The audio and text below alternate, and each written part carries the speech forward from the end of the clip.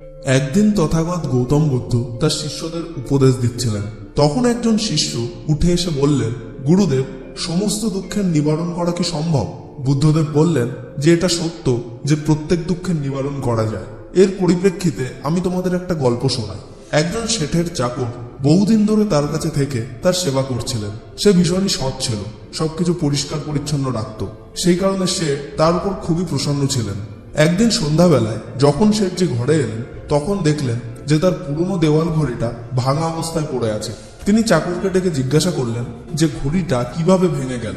চাকর বললেন, মালিক, আমি পরিষ্কার করছিলাম, তখন ঘড়িটা আমার হাত থেকে পড়ে ভেঙে গেছে।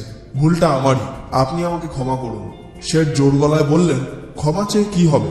ঘড়িটি বহু বছর ধরে ঘরে লাগানো, ঘরের সৌন্দর্য ছিল ওটা। আর এটা তো তুমি জানো যে ওটা আমার কতটা প্রিয় ছিল। বকাবকি করা ছাড়া শেঠজি আর কি বা করতে পারতেন, কারণ সে খুবই ভরসাবান চাকর ছিল। সেই রাতে শেঠজির একদমই ঘুম এলো না।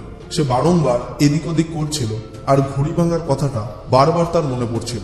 যখন তার ঘুম এলো না, তখন সে বিছানা থেকে উঠে ঘরের ভেতর পায়চারি করতে লাগলেন।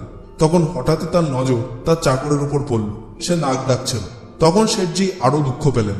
তিনি মনে মনে ভাবলেন, মালিকের ক্ষতির কোনো পরোয়াই তার নেই, তার কোনো দুঃখই নেই। এত আরামে নাক ডেকে ঘুমাচ্ছে।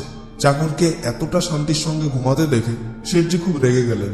তিনি পরের দিন তাকে উচিত শিক্ষা দেওয়ার কথা ভাবলেন।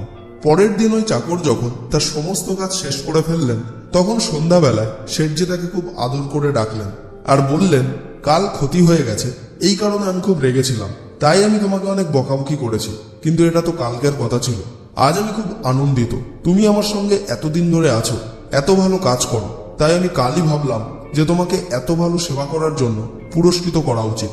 ভাবছিলাম যে এই ঘড়িটাই তোমাকে দিয়ে দেবো, কিন্তু কি আর করব, এই ঘড়িটা তো তোমার হাত থেকে পড়েই ভেঙে গেছে।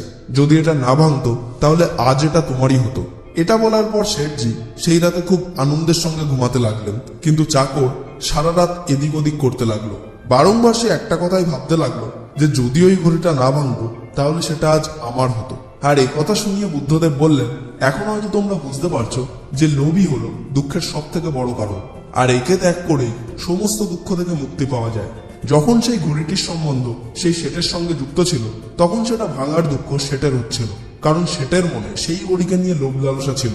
কিন্তু যখন সেই ঘড়ির সম্বন্ধ শেঠের থেকে আলাদা হয়ে চাকরের সঙ্গে জুড়ে গেল, তখন সেই ঘড়িটি নিয়ে চাকরের মনে লোভের জন্ম হয়ে গেল। আর সেই ঘড়ির ভেঙে যাওয়ার দুঃখ শেঠের থেকে সরে গিয়ে সেই চাকরের হতে লাগলো।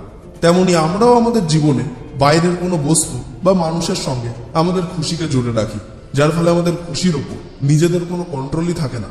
সম্পূর্ণটাই ডিপেন্ড করে এক্সটার্নাল সেই রিজনের ওপর।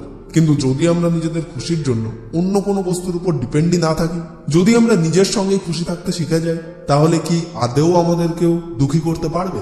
নিজেই ভেবে দেখুন।